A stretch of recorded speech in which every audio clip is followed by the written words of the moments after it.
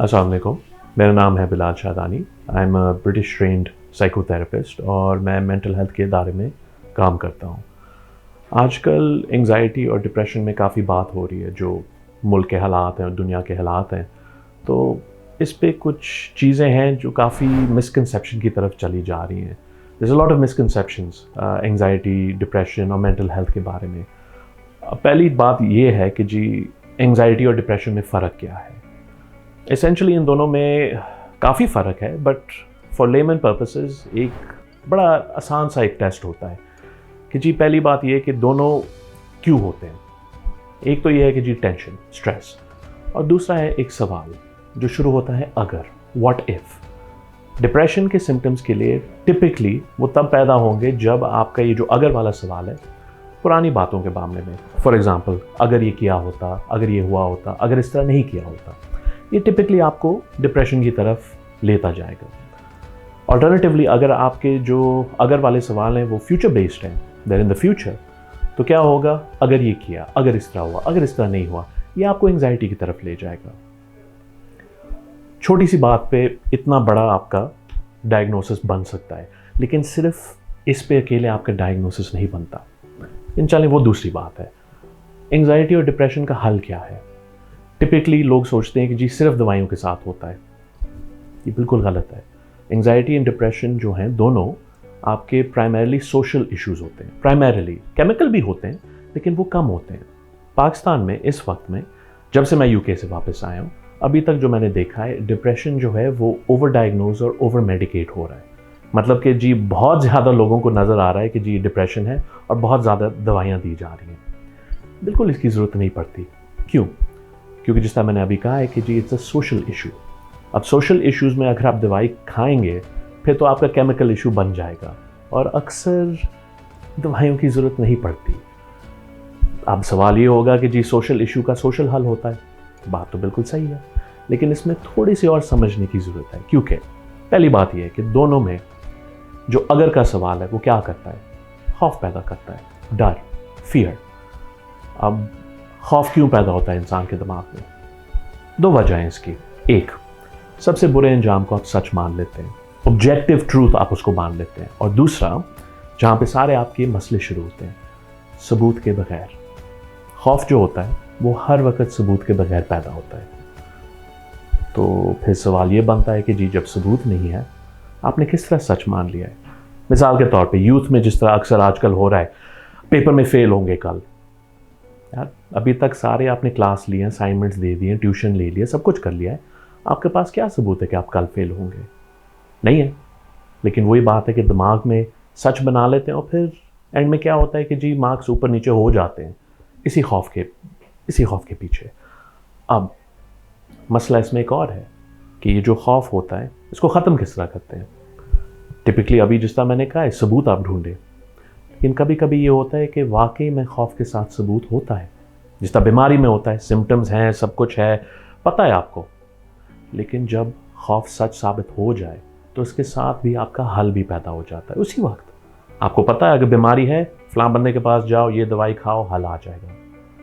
लेकिन mental health के मामले में क्या होता है कि जी पता नहीं चलता कि दवाई लेनी है, बात करनी है, क्या करना है।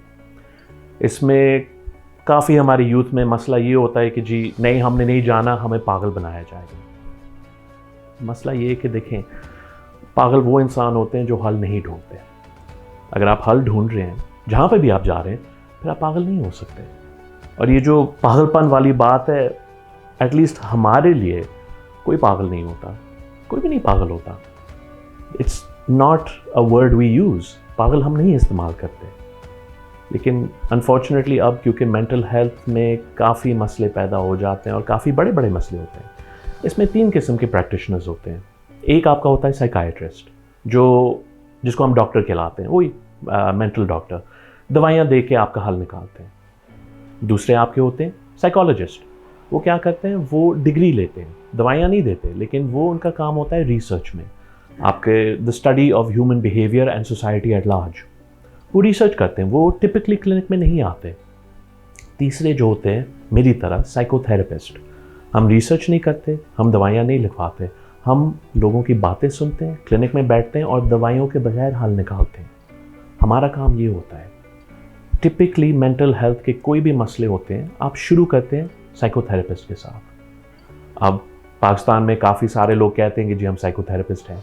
एक ही सवाल से आपको पता चल जाएगा क्या वो वाकई में हैं। एक ही सवाल, आपका लाइसेंस कहाँ का है? क्योंकि जिस तरह एक मेडिकल लाइसेंस होता है, हमारा एक थेरेपिस्ट लाइसेंस भी होता है।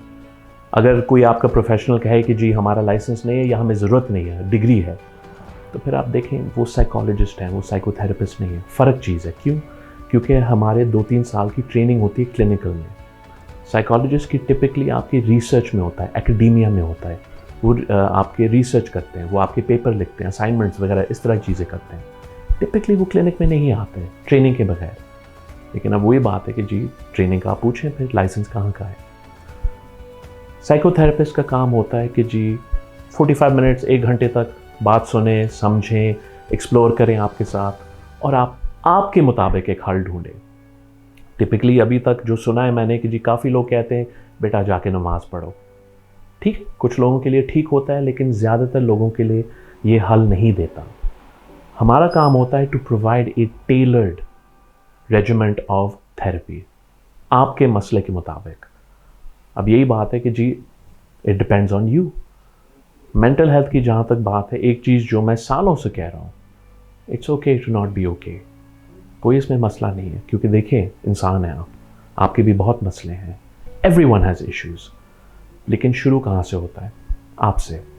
जब तक कि आप खुद कोशिश नहीं करेंगे, कोई आपके लिए कर नहीं सकता। Nobody can make the effort for you. तो आप शुरू करें और अपने से पूछें कि मेरी ज़रूरत क्या है। Ask yourself what do I need. अगर आपको हल की ज़रूरत है तो आप जाएं। You have 3 different kinds of mental health specialist. आप खुद देख लें आपके लिए बेहतर क्या है। लेकिन एक चीज़ याद रखें, दवाइयों से हर वक्त हल नहीं आता, टिपिकली समझने से आता है। आप देख लें व्हाट सूट्स यू, क्योंकि मेंटल हेल्थ में क्या होता है कि आपने ढूंढना होता है। You should shop for a mental health professional. क्यों? क्योंकि हर मेंटल हेल्थ प्रोफेशनल की अपना एक तरीका है, अपना, they have their own style. आप ढूंढें जो आपके साथ बेहतर चलता है, क्योंकि इसमें क्या होता है, आपकी कंफर्ट होती है सबसे पहले। क्योंकि इसमें इलाज सच नहीं होता, इसमें एक समझने की ज़रूरत होती है। इतनी बस बात थी। आइंदा I hope this was helpful. Thank you very much.